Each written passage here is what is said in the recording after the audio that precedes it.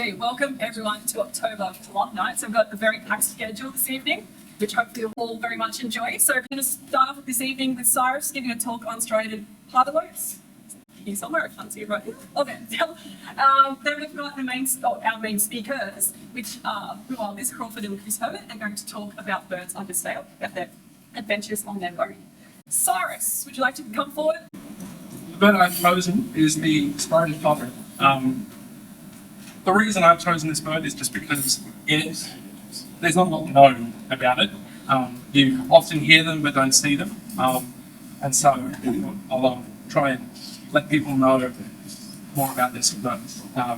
So they're in the family Pardalote pardae. There are 4 types of pardalotes, which are striated, spotted, 40 spotted, and red brown, and they are the largest pardalote.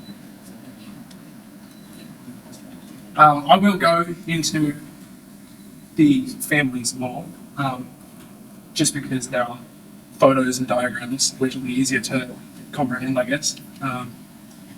They do vary in their habitat, as you can see, but they do prefer woodlands.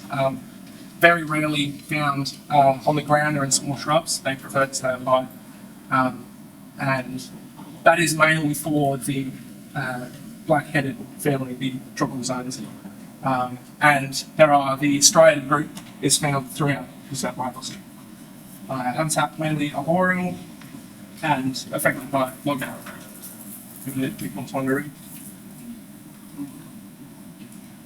Reading. I should say that all photos that aren't in hand are taken from the Macaulay Library, and photos in hand are taken by me, Louise, or McKinley.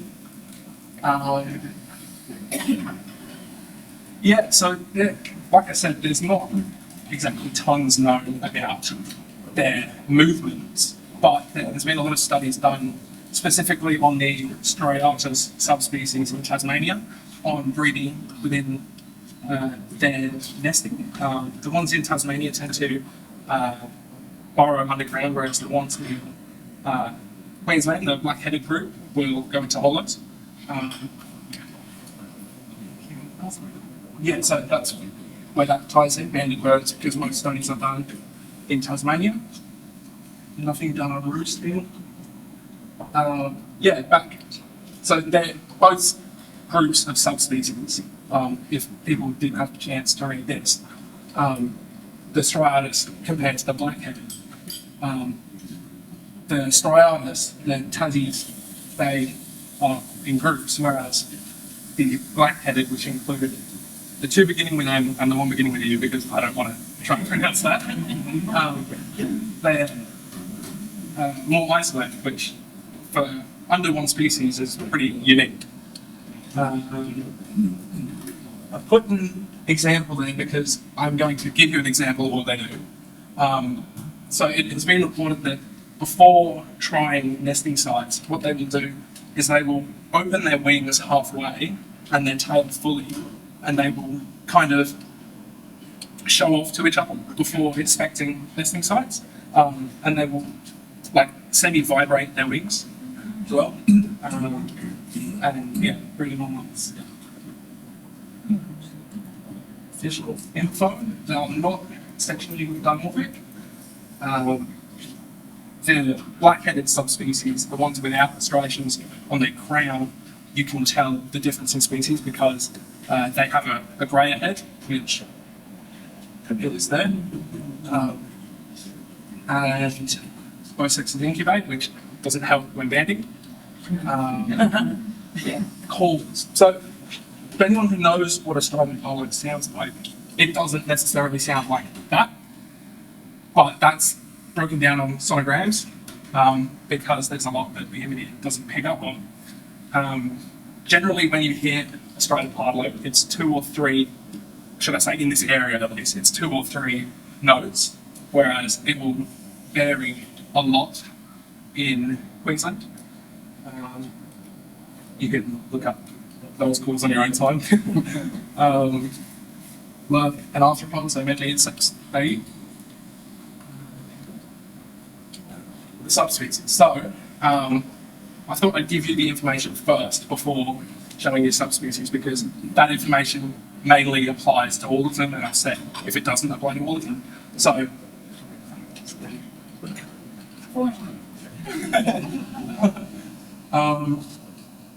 that is the juvenile for the nominate species, but that is roughly what they all look like. That duller tones, the less yellow on the throat. Substriatus, so I'll say that substriatus, striatus and onitis are all found in the hunter fairly regularly. You're most likely to see the onitis of substriatus, and the melanocephalus has been reported in the hunter before, but they are a lot less common, as you can see, based on their range. And if you read back, those two subspecies kind of stop in there. So the way to ID onitis and substriatus in the field is that wing bar. If it's, you can sort of tell if it's in flight, but when they're perched, that's the best way to tell them. That's a little bit of an understatement, that lacking of white, but there is still white there. Usually crown streaking is the same with the colouring in the forepart of the supercilium. And the Tassie subspecies obviously has that yellow tint in the aroma.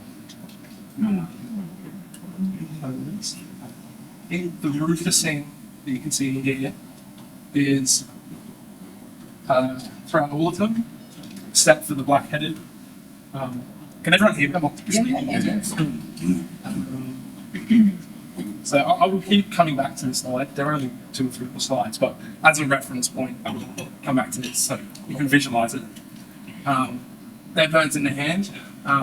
When kind of southwest, a few hours for people that don't know where wind is, and Longhorn Gap, which is pretty much the western border of the hunter.